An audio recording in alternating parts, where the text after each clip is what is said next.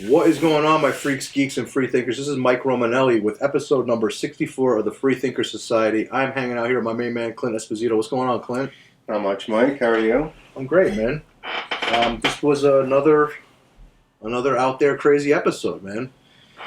We're just learning all kinds of stuff. Yeah, I kind of like it. I like how we're taking a little bit of a... It's not on purpose, but we've kind of taken a little break from the politics and bullshit, even though I feel like every episode we talk a little bit about what's going on, the climate of the world. I think that it bleeds into everything. Oh, yeah. Even extraterrestrials and aliens, right? They're dealing with our governments. Yeah. So I think it's all kind of circles. Yeah. This episode we had Chaz the Dead. I mean, early in the episode he said that he was an anarchist, so we kind of... This one we didn't get into much, but yeah. You're right. I mean, with what's going on in the world, I don't think no matter where you are, you got to talk a little bit about it, but... Unfortunately, it all circles back into our overlords a little bit. Yeah, well, and maybe we're starting to find out who our overlords really might be. They might not be who we think they are. But yeah, Chaz was awesome, man. Well, that's the thing, right? Everybody, forever, sorry, skipping off that, but it's always like, who really controls it? And they try to put people to it, like the Bilderbergs or this or that, and... It's like they're so like behind the scenes. Why wouldn't we think that maybe it was something else? Something, right? Yeah, not someone or some group. Absolutely, man. I mean, that's why we call it the Freethinkers Society, right? We just keep going down this rabbit hole and opening our minds. And I don't know about call it a fence sitter or whatever you want to call it, but I like to explore and see other things and learn about other stuff. I mean, I thought it was really interesting when he was telling us about that friendship cult. Didn't know much about it, and I can't wait to learn more about it. I also want to read his book. His book's definitely got some cool stuff in it. Yeah, I hope you guys like this one. Chaz was an awesome guy. I hope to have him back. Yeah, it was great. I want to thank everyone from the Swarm, and I want to thank our listeners. Guys, you are awesome. I love when you guys reach out to us. It's really cool. I love interacting with you guys. Just want to say thank you. All right, guys. And also, as always, this podcast is brought to you by Hero Soap Company. It is made and sourced in the United States, owned by an Air Force veteran, and a percentage of proceeds go to first responder and veteran charities. You can get a discount by using the code FREETHINKERS at checkout. And again, it's herosoapcompany.com. Wash your balls.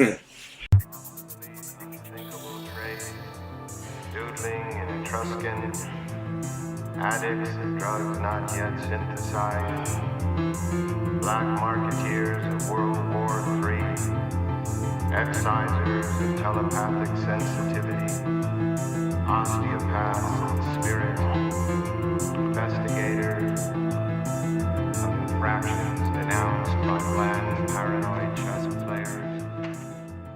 Yeah, well, I'm an anarchist, so... Me too. Anytime I see any kind of bureaucracy or government, I'm like, fuck that. I don't think we're that free. But comparatively, yeah. But compared, are definitely yes. feeling that way. They're definitely coming in droves.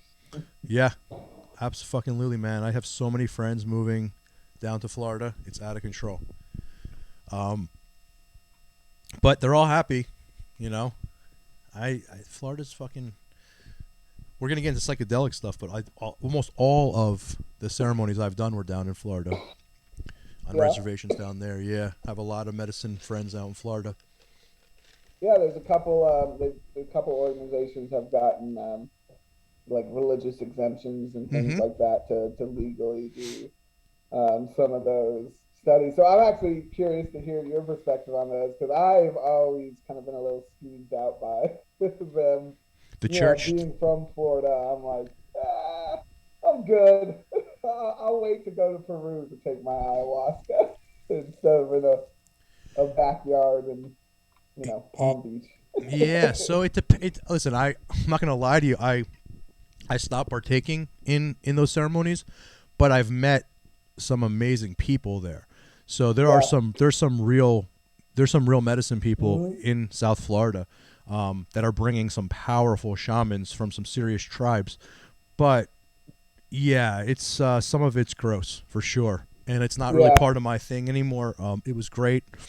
it was great when it lasted, and I met some amazing people, and most of them are back in Colombia now, or Colombia for the most part, some in Brazil. But there was a time that the ceremonies were great. They started to get a little. I know what you're saying. It was. It's, Florida, South Florida in particular. Once you start something like that, you end up attracting a certain crowd at a point. 100%. And, of course, you got great people and mixed in with some less than great people. And like anything in life, it's a give and take. A little bit of this, a little bit of that. 100%.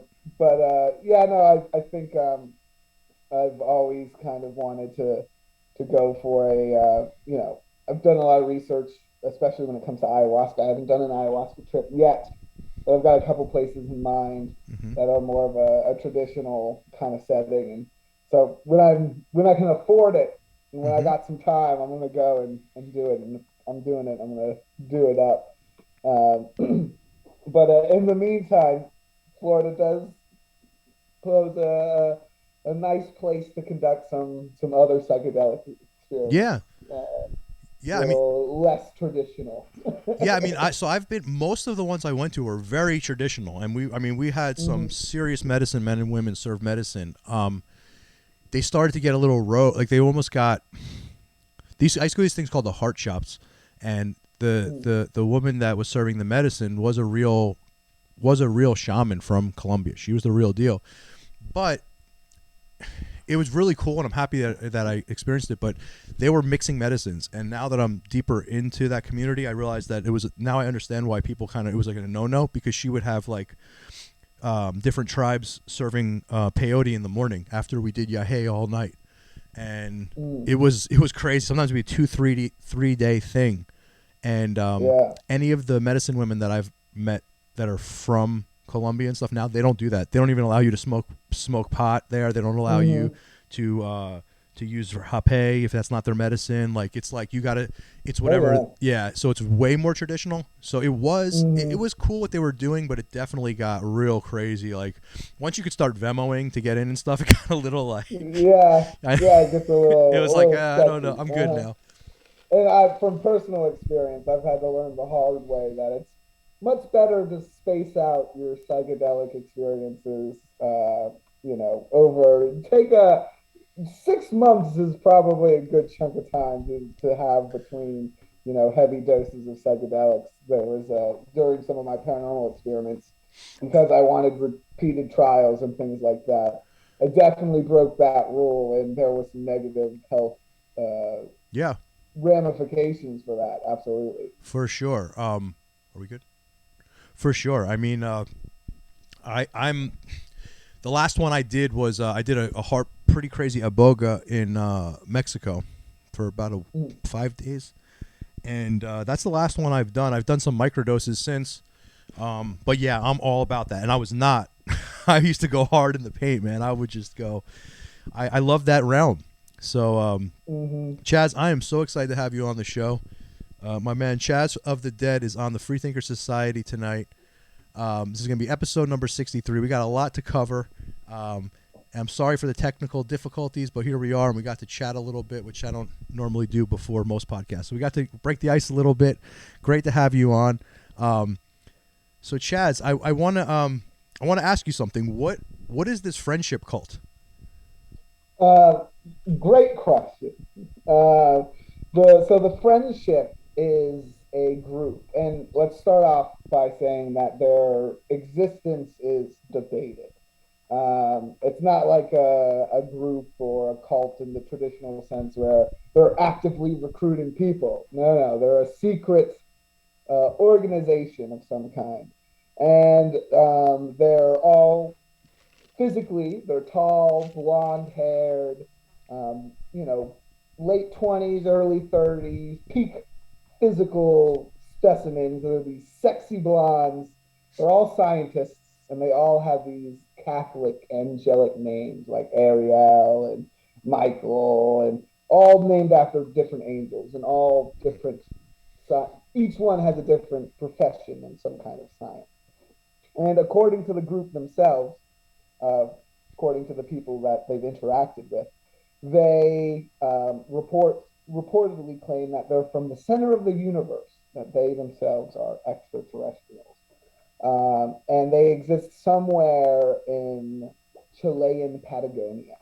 And the I think it's 4,000 different islands in the Chilean archipelago, part half of Patagonia, right there at the very southern tip of South America. And it's in these rural communities that, kind of dot these islands that people have had these weird interactions starting in the 80s and up until modern times with this strange group. And so my first book was my research and my attempt an investigation going down there to Chile to try to get in touch with this group and try to meet up with them and get some more information. Wow. And it was a quite a bizarre journey, and like we kind of talked before the show, there was some psychedelic experiments and things involved, and no, it was a very bizarre little journey I went on to investigate this group. Okay, so before you went to investigate them, you actually knew about them. So you actually went with the intention to go find this group. So yeah, I had heard about them briefly mentioned in a podcast. I think I want to say it was Mysterious Universe. The guys over there in Australia, and they on their website had a couple articles written up, but that was pretty much all the English, language information available on the case. With 2 articles and a brief mention, here and there.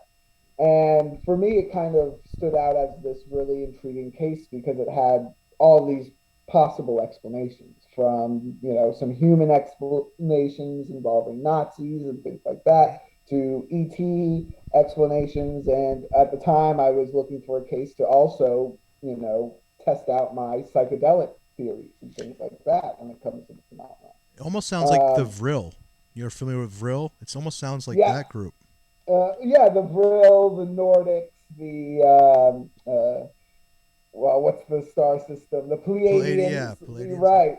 This archetype definitely is one that's consistent, especially in the UFO phenomenon, but also in more occult circles and things like that, channeled entities and whatnot, and automatic writing and drawing has given pictures of, again, these sexy blonde space fabias. So, yeah, it just kind of seemed like this case that, no one was looking at, and it had all these potentials. And there was one other kind of tipping factor was in one of these articles, there was a newspaper clipping. It was a newspaper from Puerto Montt, Chile, which is right at the top of Chile and Patagonia. And the newspaper clipping was a private advertisement written in English, and it said, "To the friendship, I'm the civil or the professional engineer you visited in Sarasota, Florida, 2 years ago. I didn't know who you were then, but I know now, and I would like to come to your island." And that's all it said in this ad. And as we were discussing before, I'm from Sarasota. Yeah. So that kind of like, for whatever reason, it made it real enough where I was like, well, it's reached my town somehow in one way or another. And I'm going to go down there and check it out. Like, if someone from Sarasota has made contact with this group, then I guess it's possible for someone to do it again. And so that was kind of a tipping factor that really made me go down there and look seriously at the phenomenon. And were you successful? Without giving away too much of your book, were you successful? So I definitely had some bizarre experiences in Patagonia. I can say that much. Okay. I was shipwrecked while tripping on LSD at one point. That sounds awesome. Terrifying yet awesome. It was an experience. But yeah, not to give too much away. But I definitely I did not, I didn't shake any friendship members' hands. Okay. But I definitely encountered some witnesses and some things that were quite bizarre. And investigation in itself in Chile was something quite interesting, especially when looking at the realm of ufology and South American ufology. Getting there and asking about UFOs and things, I was pleasantly surprised. I've been to many countries all over the world, and most people kind of give you a sideways glance, and then they're like, "Oh yeah, well I guess there was this one time." But in Chile, you're like, oh yeah, they're like, oh yeah, yeah, no, the UFOs are real. I saw one. My mom saw one this one time. Oh yeah, my brother saw this wild one. And like, it's just kind of like this matter of a fact, like part of life that So they it's just accept. normal. It's just normal in Chile to see. Absolutely. They actually have a government organization that's not secret, unlike the US's previous research attempts into UFOs. They have this above board SUFO, something like that, um, is the acronym. And they release these UFO videos that are on par with the Navy videos that the US released. And they've been doing it for decades. They've been like, hey, here's this weird video. We don't know what it is. It's some kind of unidentified flying craft. And in some instances, it looks like maybe planes doing some espionage or Hmm. secret missions. But other instances, it's just like, well, what the fuck is that? Yeah. It's two orbs with a strap in the middle, and it's like spinning and letting off this gas, and very bizarre videos. And they're public domain. They're Chile and France were actually the only two countries whose government UFO research organization is public, where they're just part of just like a tiny office somewhere in Paris, and in Santiago they have some government dudes who collect UFO reports and try to figure out what these things are. And it's Um, just known. It's just out there. That's wild. So yeah, there's a yeah, all right. So there's some serious like South American UFO culture that we're not aware of. absolutely. Wow. And in Chile, they call it the UFO trail, but you can't walk it. It's a drivable trail, Hmm. and it's kind of just this system of mainland UFO hotspots. Lake, what was that lake called?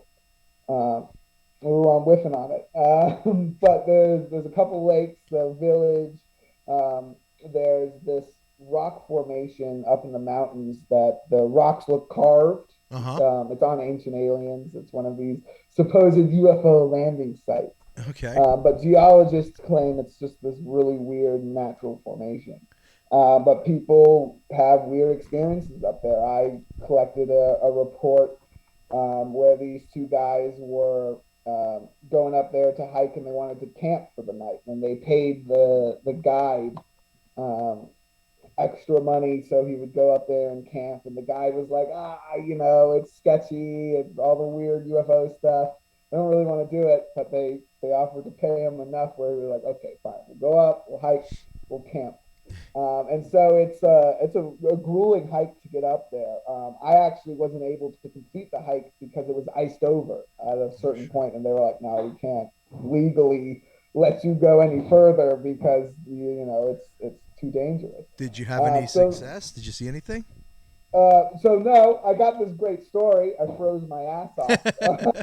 But that location wasn't quite as successful. I used did a psychedelic experiment at another location, and there was some weird audio phenomenon and some strange orbs that were captured on film. Though I'm pretty sure they're debunkable. I'm very So skeptical when it comes to those.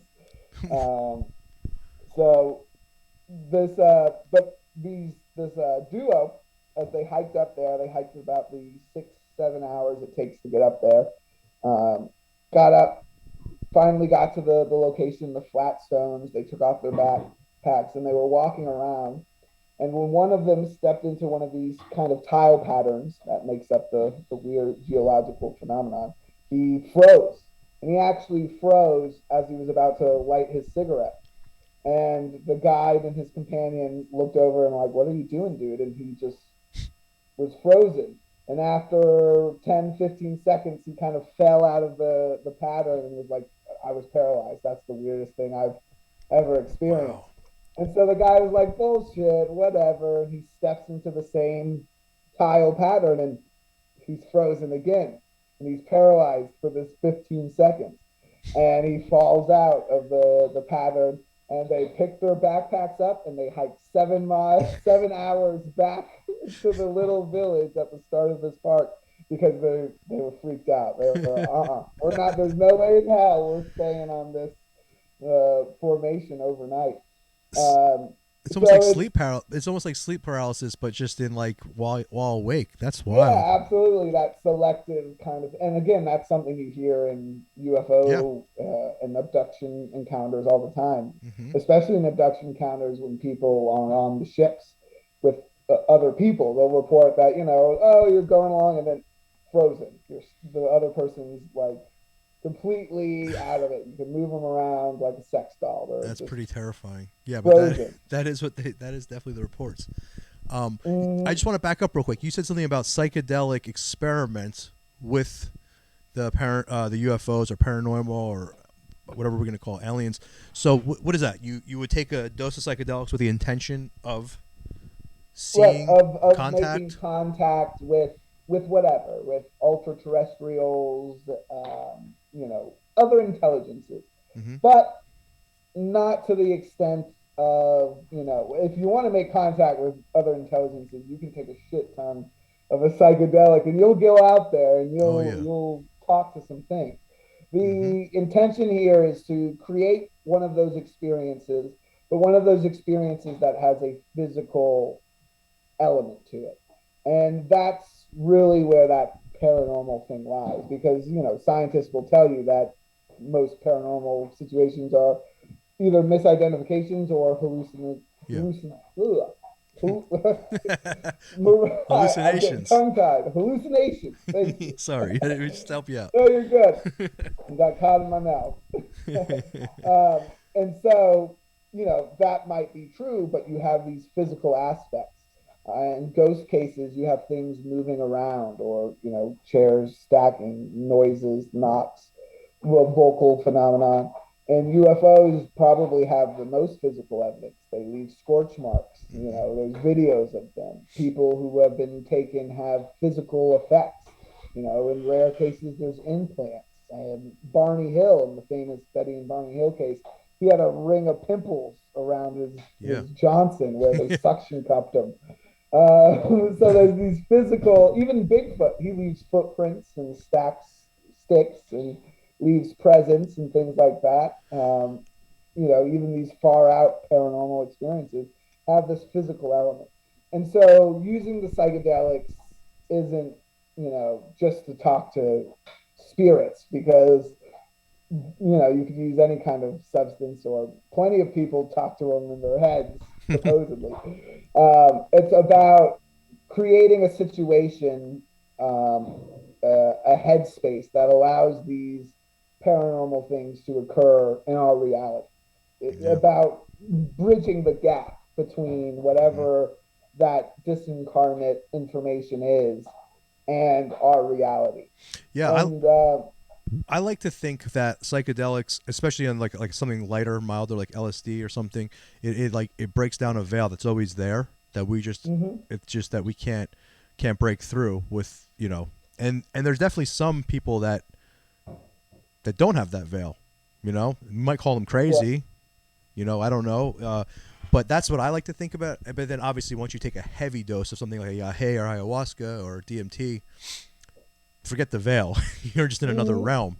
Right. And Interacting with. so in those situations, while they're fascinating, and I love reading trip reports, and it's not productive from a paranormal perspective because even the people experiencing that at most of the times, not always, but most of the times, they're, like, yeah, it was in my head, it was, happening in some kind of drug induced state. I was definitely out of my skull, as they say. So, whether these entities are, I guess the best way to say is that information is accessed through using those substances. It's when those pieces of information access our reality on their own independently. That's what we call the paranormal. And that is kind of the trick of it. And I really started this avenue of research because I had a bizarre experience involving some mushroom tea and a Ouija board. Um, Okay, and let's of hear it. course, in the paranormal world, both of those are very taboo things. Like, I still get shit for it to this day, where people are like, well, you're probably possessed because you did that. You know that, right? And I'm like, okay, well, it hasn't fucked with, my day job yet, so I'm not worried about it. Um, I'm not, my head's not spinning around. I'm not spitting up pea soup. I had this Ouija board for a long time, and throughout my childhood, I've had some weird experiences, but nothing I'd say hard evidence. So, kind of inspired, and as most Florida teenagers, I was exposed to some psychedelics. But immediately I thought, well, I don't want to go to parties and do this. This is some occult shit. This Hmm. is something else. Yep. And so I kind of devised these experiments, and this was one of the first. And my plan was to, over a course of several weekends, which was bad for my health. I do not recommend doing that. To take these mushroom teas and do Ouija board sessions. And throughout the 7 or 8 of them I conducted, nothing happened. There was the planchette didn't really move. I mean, I had some psychedelic experiences. A drop of water hit me right in the middle of my forehead, and I was up there when that happened, and that was really cool. I felt really one with the universe and everything. But again, I can't. That's being on those substances.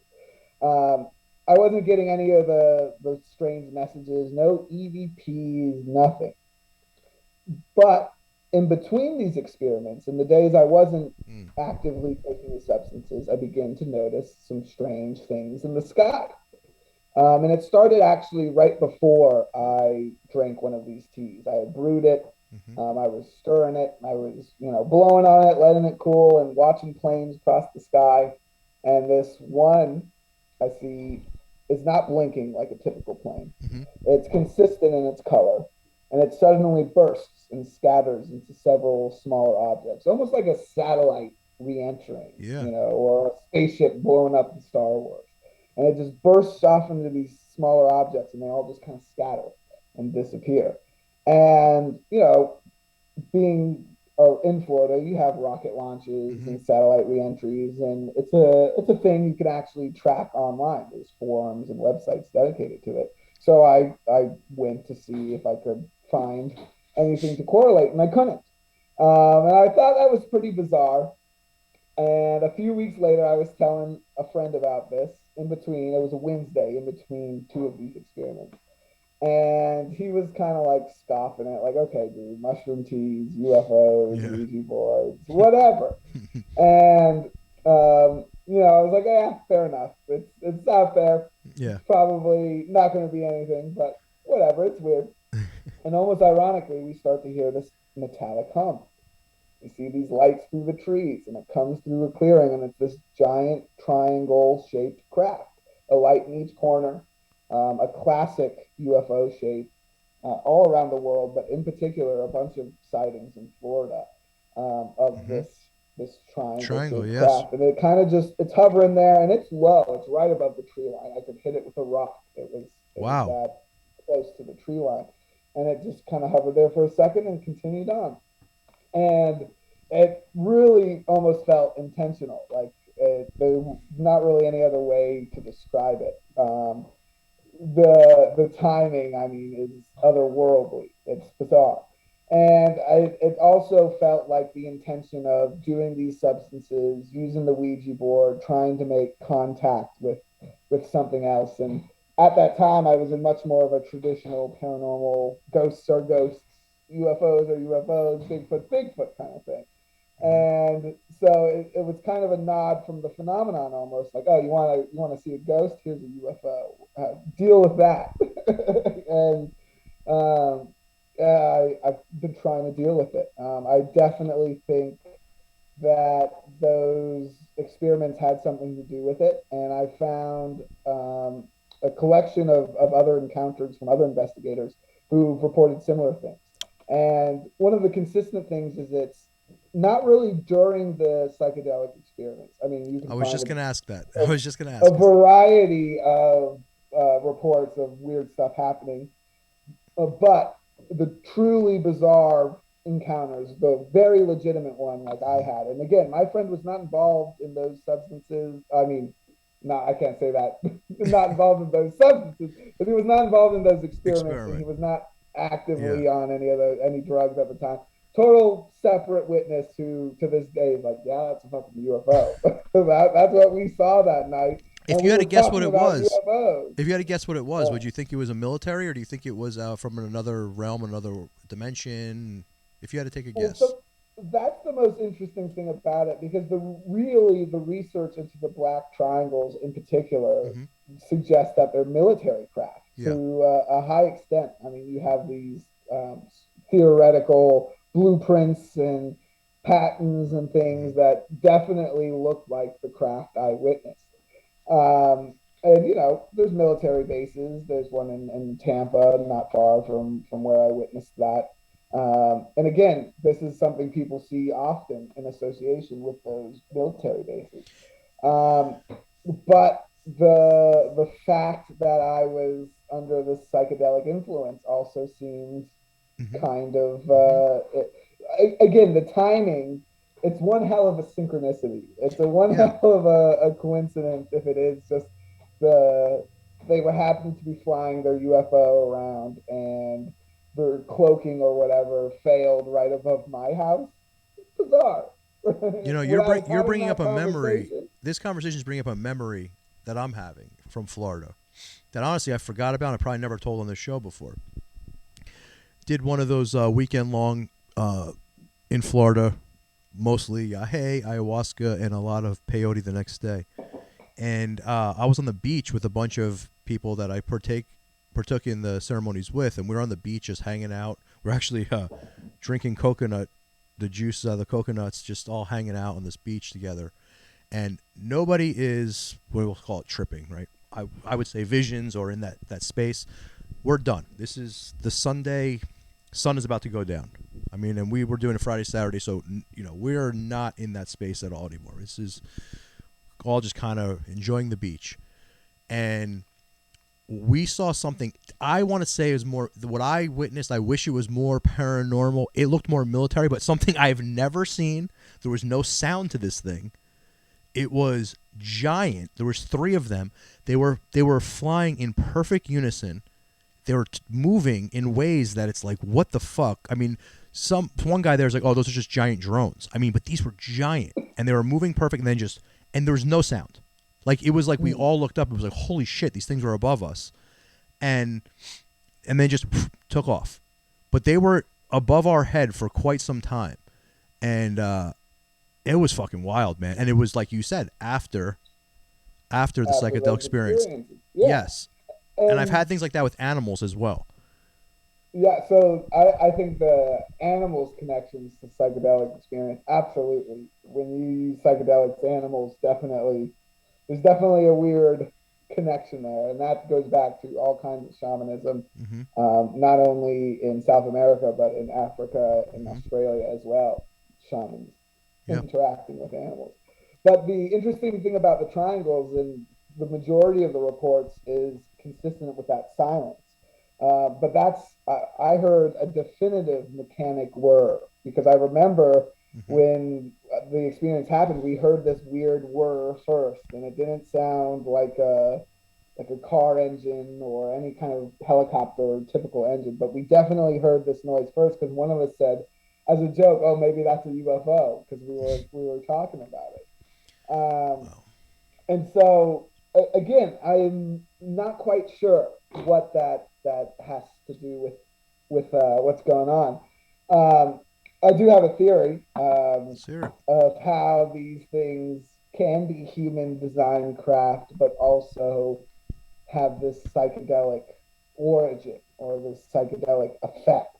And I call it B theory because the way it came to me again was through a crazy couple of synchronicities. You're knocking off my notes Um, without me even have to say anything. Go ahead. Let's hear this beat thing. I love this. oh, Is it's I almost like can't I've done this can't before. wait to hear this part. Okay, go ahead, man. So yeah, this is a bit crazy, but bear with me. So it started about 6 years ago when I was backpacking through Morocco.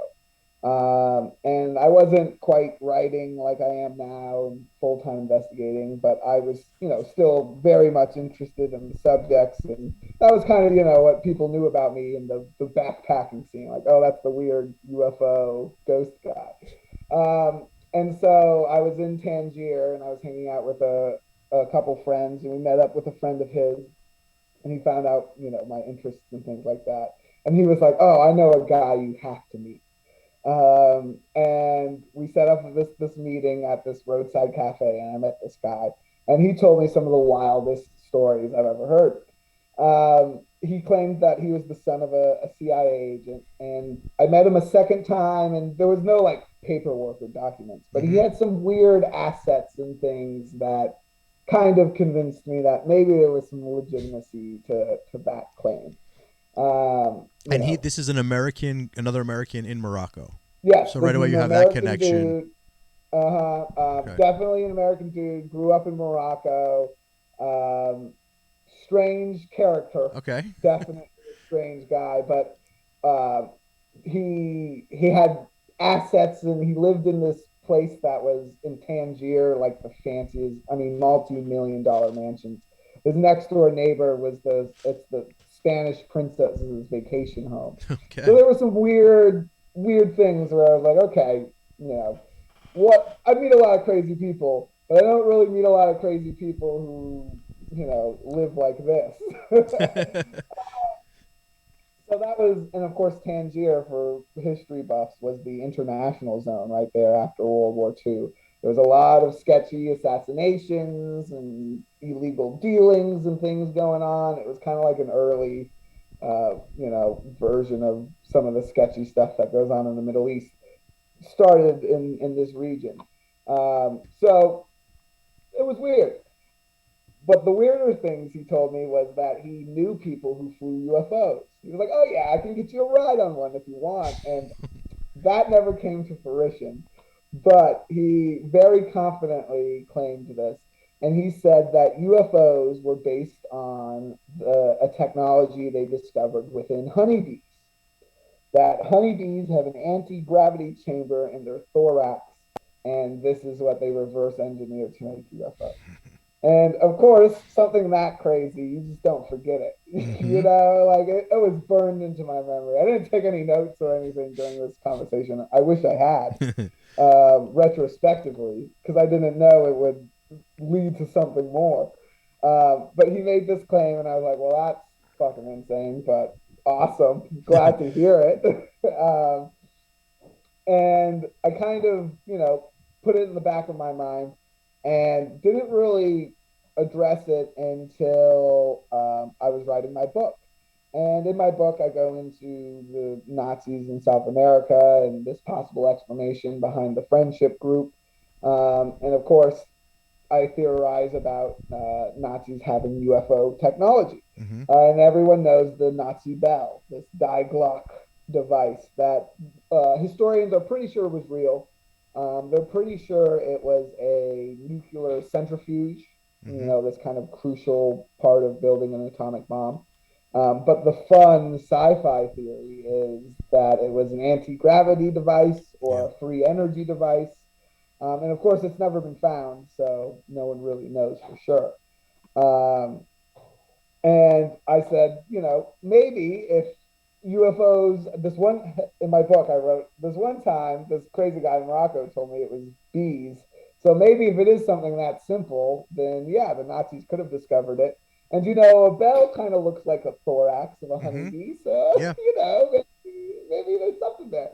And it was, maybe 4 or 5 sentences, just a little paragraph in my book. Um, and I published it, and I was surprised the book kind of took off, and people were inviting me to on their shows to talk about it. And one show that invited me was actually this general subject comedy kind of podcast, not even really a paranormal podcast. But they like weird subjects, so they had me on to talk about it. Mm-hmm. And the host had read my book, and he said that paragraph jumped out at him Yeah. because when he was a child, his best friend's dad was in the military in some respect, and always on like these weird secret missions and things. And so when they asked him what he did, all he would say is, "Oh, I'm a man in black," like in the movie. And that's all he would say. And apparently, when this man was on his deathbed and the son asked him for more information, all he would say was, "Look at the bees." Really? And that was the only thing he said on the matter. And they had always assumed it had something to do with the way bees communicated until he read my book and read this weird paragraph about a weird dude in Morocco saying bees are the source of UFOs. So at that point, I had to look a little deeper. Yeah. And it was this kind of saying, this not myth, but this weird artifact of science for a long while that bees are too heavy to fly. I think they even say it at the start of the Jerry Seinfeld bee movie. They throw that quote up. And it says, but they do anyways because they don't give a shit. And the origins of that is some MIT mathematicians were sitting around being nerds one day, and they decided to do the math on how bees fly, and they found it doesn't add up. Nowadays, scientists they say that the bees use a special whirlwind pattern with their wings. They flap them in this specific way that gives them the extra lift that they need. But there's still this one mystery in particular about honeybees that persists. And that's something that scientists have called the bee's economy mode. And for some reason, when these bees are carrying pollen and they're carrying weight, they are using less energy. Their breathing is calmer.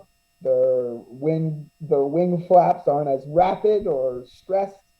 They're somehow lighter when they're carrying things than when they aren't. And no one really understands how this works. So I thought that was pretty bizarre. That's and wild, I man. was like, okay, I've looked through the scientific channels on bees and anti-gravity. Let me get weird with it and see what, some of the weirder researchers have to say. And I found through this dead website, KeelyNet, you can still get it through the way back machine. I found the research of a Russian scientist, a Russian entomologist, insect guy, named Viktor Gerbinikov. And Gerbinikov was a well-respected professor. He discovered these weird electromagnetic fields that had to do with insect nests, in particular hives and things like that. A lot of research into larvae, that's some kind of alfalfa pest. He figured out how to stop their larvae from killing alfalfa fields. Long list of accomplishments for a bug scientist. And he writes about them all in his memoirs. But he also includes a chapter about the flying craft that he built. And he said that he was studying the wing flaps, the wing covers of these hard-shelled insects.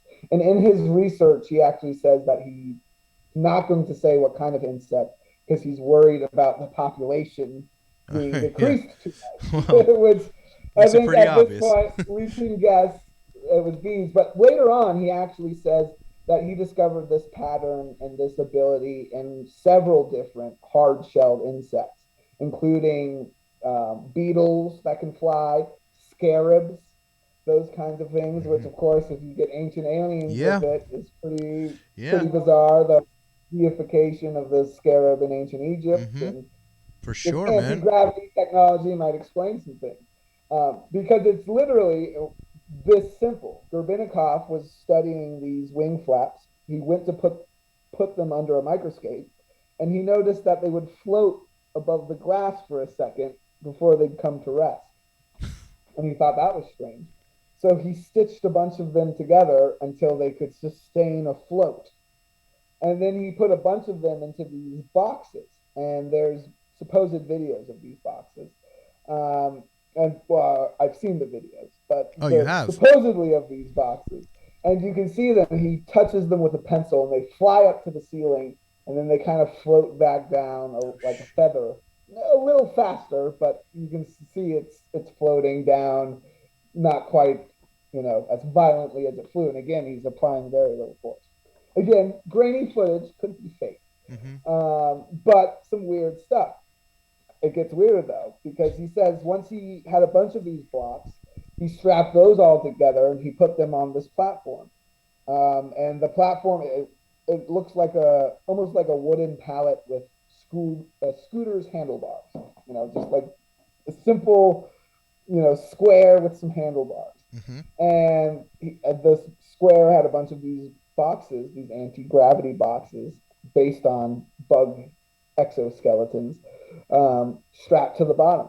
And he said that this craft could fly, it could float, it could go incredible speeds.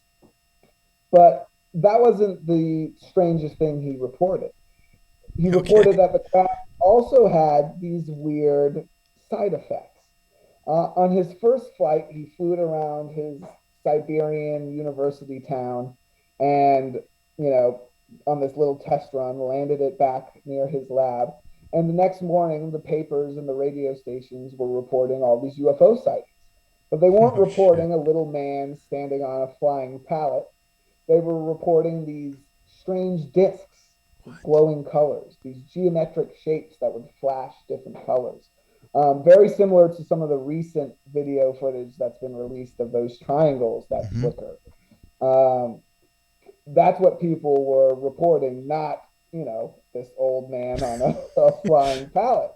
And he noted every time he would fly the craft and people would see him, he didn't have to worry about it because they wouldn't see him. They would see these cigar shapes, triangles, squares, saucer shapes. And he also noticed that plenty of times when he wasn't using this craft, those exact same sightings were happening all over Europe. And so he assumed What? that So someone else had. when he was doing them, they were seeing them also in Europe. There's reports. So at the during his flights, but also, when he wasn't flying. Yeah. And so he reasoned that someone else has clearly discovered this technology besides him, and they're not telling anyone about it. So he decided to fold up his flying pallet and put it away because he was afraid of, causing some kind of situation internationally because these UFOs are being seen all over the place. So he would use this craft though before he decided to put it away for his own safety. He would use it to fly out to his research fields, these remote fields in Siberia, and collect insects. And he noticed the places he would operate this craft began to be inundated with poltergeist activity. Oh shit. Strange things started to happen, knockings, things like that. Not only where he landed it, but if he ever dropped something off the side of the craft while he was flying it, that whole area around where he dropped it would be filled with bizarre phenomena. Just Bigfoots and Orbs shit would and just be light. falling off his pallet. He never said Bigfoot, but it's implied that, yeah, the poltergeist activity that many people claim is Bigfoot. I don't mean to be Definitely, it would disrespectful, cause but that. just I have a I'm just in my mind thinking of an old man on a pallet, just all different No, it's entities bizarre. dropping It's the off. It's weirdest. awesome though. It's It's definitely the weirdest UFO theory, and again, it's B theory in yeah. name. It's a little bit of a pun because I don't necessarily know it's true. A couple of synchronicities, a couple sketchy sources does not make this story true, but it is fascinating that Yeah. there's this Russian guy who's come up with this conclusion. And the reason it really hit home with me is because he describes the side effects of the craft, and it's almost exactly the same as the list I wrote in my book about the connection between psychedelic phenomenon and paranormal phenomenon. And he's like, oh, all of these weird psychedelic slash paranormal things happen when I use this crap. And It's so it wild, was man. it was kind of a smack in the face. That's really wild. One instance he reported dropping this vial off of the craft while he was flying it, and he found it fused into a window of a local apartment building, like it was melted into the What? window. And these tiny little holes, these tiny, like perfectly drilled holes, were in a bunch of people's windows. Anytime he flew the craft too close to Oh their shit. apartment building and shit. And that's something that John Keel reported a bunch back on his Mothman sightings and things Mm. like that. These tiny Yeah, the little holes in the holes. windows. Yeah. Hmm. Um, and again, this is a Russian dude from Siberia, so I'm sure he's not up on his keel. It's the odds are that he's never heard. And again, the rest of the book is just about entomology. It's just about bug science. It's weird Really? because you can see in his mind he ranks all of these things as equal, and one of them is the secret, supposedly, the secret of UFOs. Chaz, I want One to of the ask you because you're in Florida, right? So I'm sure you're familiar with what goes on in Homestead or what went on in Homestead, right? At the Coral, was it Coral Castle they call it? Absolutely. So this is like, I'm starting to think possibly because that we they think it's some kind of what, some anti gravity or sound. Levitation. Yeah. Yeah. They say it's a sound technology. But again, if it is something so simple as Mm-hmm. insect exoskeleton, then yeah, some crazy dude in Siberia could have figured it out, and some crazy dude in Florida could have figured it out. And probably most governments have figured it out. You know what I mean? And that would explain this increase of this UFO phenomenon. And it even goes further to explain some of the more high strangeness aspects. In particular, one encounter that one event Gorbanikov describes is of particular interest when he was collecting larvae. He was collecting larvae of this one insect species. He put it in the vial, put it in his pocket, and flew back to his laboratory a couple hours. This craft goes fast, but he was afraid to fly it too fast because there's no seatbelt on that thing. He said it could probably go thousands of miles, but he never wanted to take it over like 50 because, it's a pallet with handlebars. Um, So crazy. but he flies back to his lab a couple hours from this research field, and he pulls the sample out of his pocket, and the larva is now fully grown, something that normally takes weeks. And this was one of the other things that kind of made him like, I should probably stop using this. It's probably not. If that happens to that larva in my pocket, like what's happening to my organs? Yeah. And again, that's something that missing time or that fluctuation of Mm-hmm. time is something that's so consistent Yep. amongst paranormal UFO encounters. In one of the cases I talk about in Chile, in one of the possibly the premier UFO abduction case in South America, it's very similar to the Travis Walton case, but kind of in reverse. This lieutenant, the sergeant, was leading a training mission, Sergeant Valdez, and he was leading this training mission on the side of the mountains in the Andes, and they see a large light kind of come down on the hill adjacent to them, and it's causing all the animals to freak out, and the soldiers take formation, and they're all freaked out, and suddenly Sergeant Valdez kind of stands up and walks off towards the light, and the light vanishes, and so does the sergeant. They can't find him. And everyone's freaked out. About 15 minutes goes by, the light returns, and Sergeant Valdez starts screaming. He's in laying down in the grass in that field, and he's freaked out, and he's in and out of consciousness, and he's terrified. And the weirdest thing about it is that he went aboard when he disappeared 15 minutes ago. He was a cleanly shaven man, and now he's returned, and he has this thick stubble, this almost Wow. half beard, and his watch is spun forward a little more than a week. Oh shit. And immediately, this patrol drives down the mountain, and they get debriefed by the military, and the military actually has a local professor come in and like try to like figure out what's going on because these dudes are freaked out. They're like all confused, and they're describing different things. And one of the weirdest details about the case, and this is all transcripts of the recording of Mm-hmm. the interview right after it occurred, Mm-hmm. so it's raw, right from their mouth. And one of the weirdest thing is that the group can't agree how many soldiers there were supposed to be on patrol. they're they're like, no, there were 7 of us. No, no, no, there was 8 of us. No, no, no, there were 7. And they also can't agree about whether they had a dog or not. Half of the soldiers remember them having like this mascot kind of platoon dog that hung out with them the whole camping trip. And then the other half have no memory of this dog. They're like, no, there was never a dog. I have no idea what you're talking. That's really strange. And again, it's this super bizarre situation, but all of the parties testify it to being like, yeah, that's what happened. It's legit. And Valdez himself was supposed to write some book about the situation, and he had been on TV and been. What year was this? I want to Roughly? say that was. I want to say 87. Okay, But I'm not 100% sure without me looking at it. Okay. No, I just have this. I just have this theory that with the whole like false memory and people remember, like almost Mandela effect. I feel like that's happened after 2012, and something with CERN. I don't know exactly what the hell it is, but it just happens more and more, even to myself, where I think somebody's dead, and I'm like, I'm pretty sure. Then I look them up, I'm like, wait, they're alive, and No, it just it's happens still alive. more and more, and it's like, what the? I think that's just the internet getting rid of our natural memory. We're just dependent on it too much. Yeah.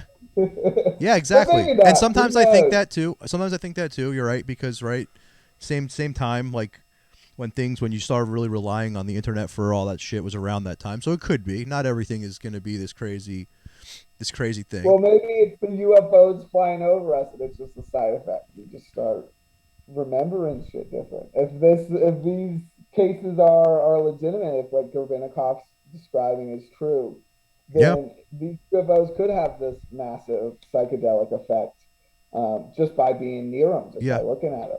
And that might explain why having a light dose of the psychedelics, whatever helps drop whatever that cloaking is. Maybe if someone in Siberia was tripping on mushrooms, they would see a little man on a pallet. Yeah, they just see the guy in the pallet. You know what I mean? They don't see all like, the. What the fuck's going on there? Like, what the? Yeah. I think the most interesting thing about B theory, though, is I think it's important to keep in the roster when you examine the phenomenon, because it's B theory in name and in my list of favorite theories, but it also, statistically speaking, it's plausible. We know humans are weird and they have secret projects. Everyone's aware of that. We still don't have definitive proof of extraterrestrial life. So that one's still statistically up in the air. And again, both things can be true. It can be true that, if these UFOs are extraterrestrials, or if some of them are extraterrestrial, then they've discovered some kind of physics that's natural in our universe. And so it's very possible that piece of physics is hidden inside insects on our planet. I mean, if you really look at insects, and you really look at, especially like bees in particular, they look very alien, right? I mean, when you really stare at their eyes and their head, right? I mean, it's wild. It's really, really wild when you really like look at insects. And I literally just heard about this today when I was doing some research on you, and it blew my mind, and it made so much sense, because I have really I'm all about my intuition. My intuition has been so right so many times, and I'm not smart enough to articulate some of the shit that I've encountered psychedelically, but I feel like there's certain things I've learned while I've been in there that could, like, if I was smart enough to bring it back, I would be able to figure out some amazing shit in this world, and a lot of it is always just so simple. Like, I can't articulate the words correctly, but like I was having this. I think it was just on LSD one time, but a heavy dose, and I was staring at all my crystals, and like I said, I'm not gonna articulate this correctly, but like I figured something out while staring at these crystals, like about information and some kind of ancient past, and how it was a technology, and it's just so simple, and we don't know how to use it correctly, and I almost like figured it all out, and I know that doesn't make any sense, but to someone that's had psychedelic experience, and then I think there are people like the Teslas and other ones out there, the other geniuses that can go into those realms, take that information and translate it. And I do think it's all very simple technology that we just need to learn how to harness. So I really am digging this theory a lot. Yeah, I think that it's, it almost makes sense that it's something so mundane, Mm-hmm. and a lot of, It does. because, and honestly, again, when you take the B theory lens and look at some stuff starts to match up. Mm-hmm. Right? We know now that bees are being depopulated Yep. faster than ever. Maybe, maybe Mm-hmm. it's global warming. It's probably global warming, but maybe it's governments rushing to collect bee exoskeletons so they can build these crafts. Shit. Um, when you think about things like Skinwalker Ranch, Mm-hmm. we know Robert Bigelow owned that piece of property, and we know that the UFO disclosure people have for a long time been saying that it's the private sector. The private sector has the tech and the bodies and all of Mm-hmm. that. So perhaps everyone knows Bigelow set up this research into all the paranormal things going on in Skinwalker Ranch, but perhaps he did that because he's not trying to figure out the source of it. He knows the source. It's the side effects of his craft. He's trying to study the long-term side effects, as you would want to if Yeah. you have one of these weird UFOs that cause all of these weird things. Maybe Absolutely. it's that simple. Maybe he's just like, all right, well, we landed the UFO bunch at this location. That's where we've been operating it. So let's see what these side effects are all about. And that's when he brings in the scientists, and we now have this legend of Skinwalker Ranch.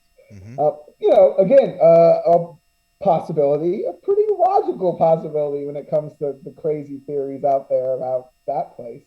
Mm-hmm. If you think about things like MK Ultra, if this technology does date back to the Nazis and Nazi technology, then MK Ultra, this experiment to dose people daily with LSD and things like that, Yeah. all these bizarre, strange experiences.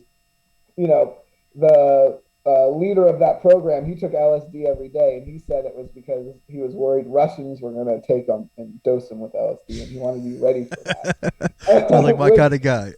is out there. I'm getting on the But maybe offensive.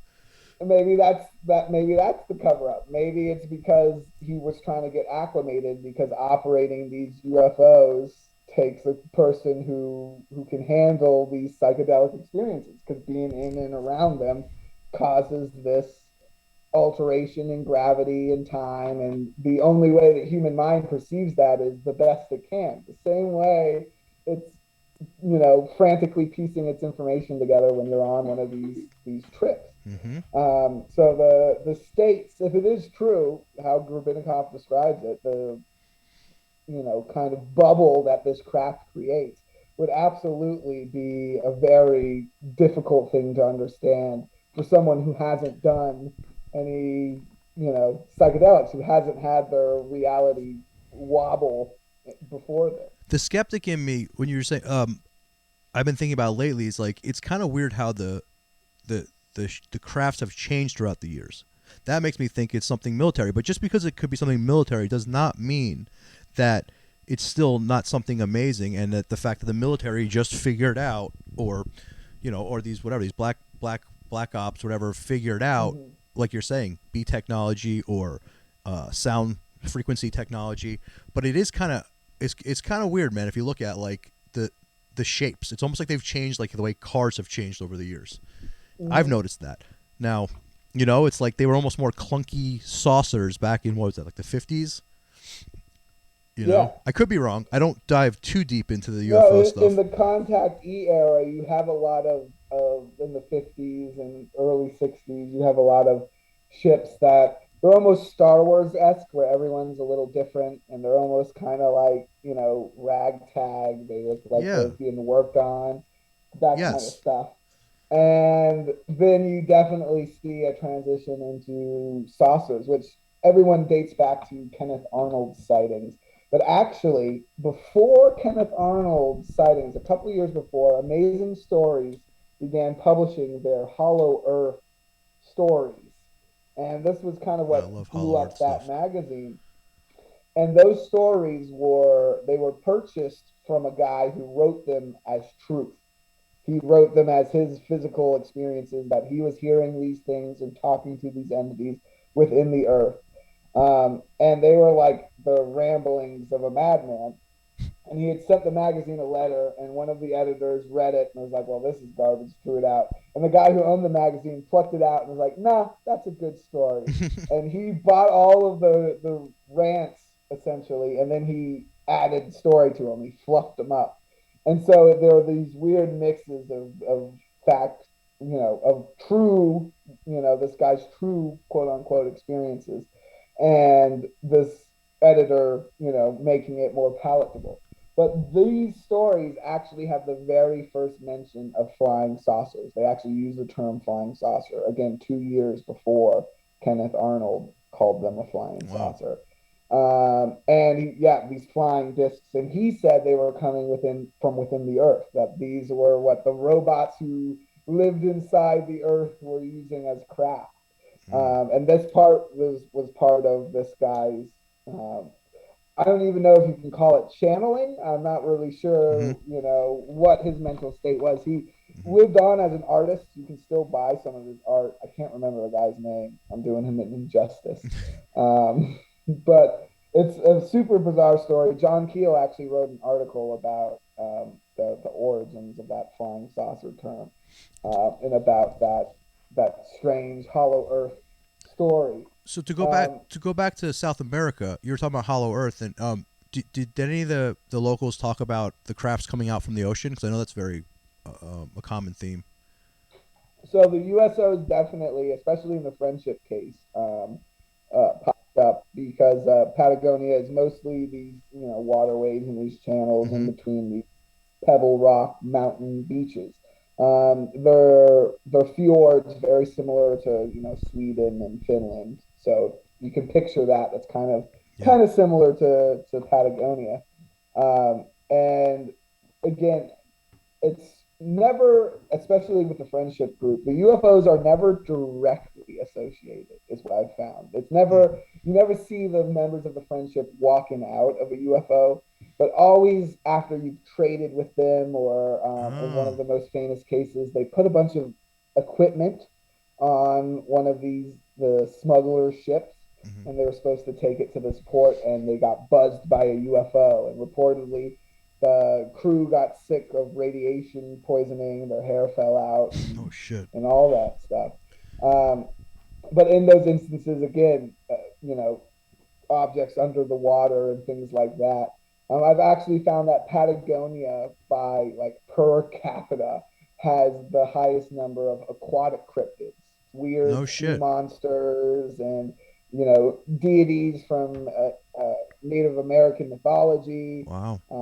Some quite bizarre creatures. There's one called the Hide, and it looks like a flayed out cowhide, and it's got eyes on like a snail, like you bury the snail, SpongeBob eyes on posts, Wow. and it hangs out in the water, and it'll jump up and wrap up like cattle, horses, and things like that, and pull them into the water. Um, That's yeah, wild. no, That's some wild. super strange, high strangeness when it comes to the Patagonian waters.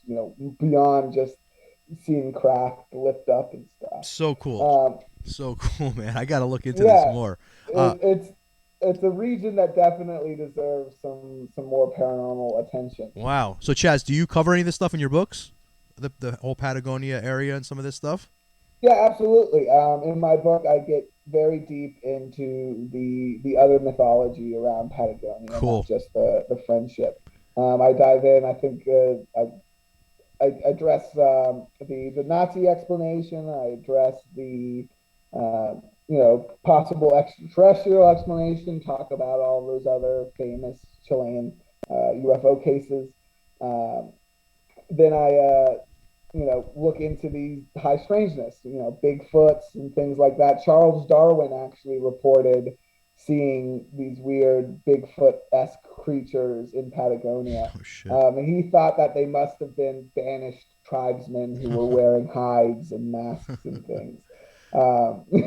Being the skeptic all the way back in the day. Wow. But he reported these strange creatures and things like that. And yeah, no, it's very interesting mythology. It's very unfortunate tribes down there have been almost eliminated, culturally. Yeah, Um, yeah, that's happening everywhere. some super. I'm trying to I think it's the Selknam tribe.